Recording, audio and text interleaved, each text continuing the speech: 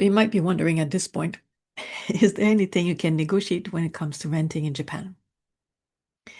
Can you negotiate who can be your guarantor, for instance? Usually not, as I said before. Can you negotiate any of the initial fees? Usually not. You can try, but if there are many people interested in the same rental, they will just pass you over and just offer the rent to the next person in line who's ready to pay for all the initial fees. So how about the monthly rental cost? This is something you may be able to negotiate a little.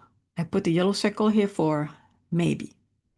If you're renting a mansion apartment, there are usually maintenance or management fees to pay in addition to your rent every month. And these are not decided by the owner, so they cannot really be negotiated either. The parking fees are usually not decided by the landlord either, and so they're usually not negotiable. One thing you may be able to negotiate is the exact starting date of the rental contract.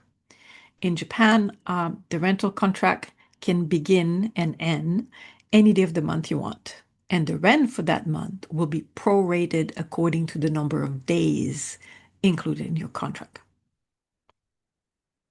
So this means you can negotiate the exact date from which your contract will start, but you won't be able to get the key of your rental until this date, right?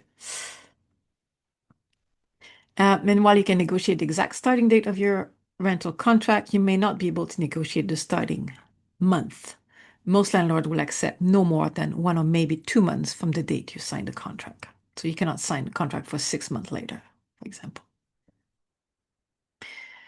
Now, you may have heard people say you cannot negotiate in Japan, it's not in the culture, but that's not entirely true. You cannot bargain, like haggling back and forth, but you can negotiate, at least in some contexts.